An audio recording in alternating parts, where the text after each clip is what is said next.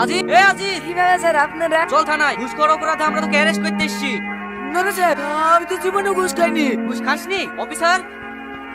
আমাকে ক্ষমা করে দেন স্যার। কি হলো দাঁড়িয়ে গেলি যে? চলো। একটু দাঁড়াও। এসব ন্যাকামো শোনার টাইম আমাদের নেই। যা উলার কোর্টে কি বলবি? এই তো লোকে। স্যার স্যার, দয়া করে এভাবে আমার জামাকে তুলে যাবেন না।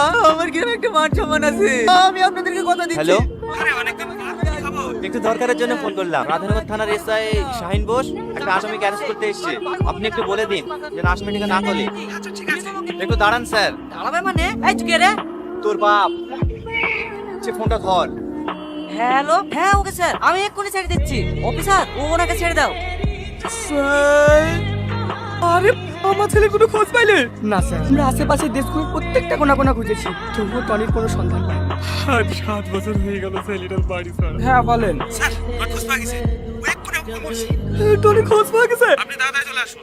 আরে তাড়াতাড়ি গাড়ি বের কর। ভাই বলো না তুমি কে? আমার এক ফোনে এত বড় অনেক করে পরে আমাকে চাইতে চলে গেল। বলো না বাপ, বলো না। তুমি কে? ওগো, সত্যি করে বলো না। তুমি কে? আমি কোনো সাধারণ ঘরের ছেলে না। আমার মনে আছে দিন আমাদের প্রথম দেখা হয়। সত্যি রে, তোদের গ্রামটা অনেক সুন্দর। ওখানে তো মানুষজনের ভিড়। কি হয়েছে রে?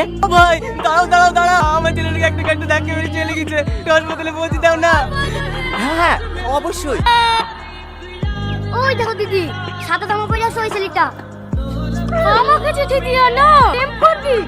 চ, আগে বি করবো, তারপরে প্রেম করবো। আরে আরে ছাড়েন। বেশ, বি করার কথা শুনে হাওয়া নিয়ে গেল। দিদি, আগে চুপ কর তো। এই, দিদি কি সিয়া? তুমি আমার জান, তুমি আমার তোতা পাখি। তুমি যদি আমার হও, তোমাকে আমি রানী করে রাখবো। এই, কোন দেশের রাজা তুই? রানী করে রাখবে। তুমি যদি চাও, পাশে চাঁদকেও বেরিয়ে এনে দিতে পারি। এই, চাঁদ তোর বাপে।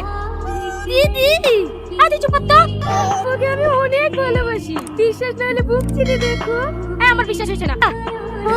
দেখো, দাঁড়া, আমি দেখছি। আরে আরে দিদি, ও না। কি ও না?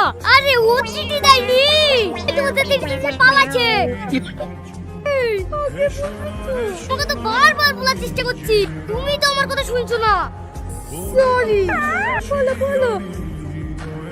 তারপরে এই গ্রামে আসা, সালমাকে বিয়ে করে সাধারণ জীবনযাপন করা। আসলে আমি এমপি রাশিদ সাহেবের একমাত্র সন্তান। তুমি রংপুরের এমপি রাশিদ সাহেবের ছেলে? হ্যাঁ, আমি প্রতিজ্ঞা করেছিলাম বাবার সঙ্গে কোনো যোগাযোগ রাখবো না।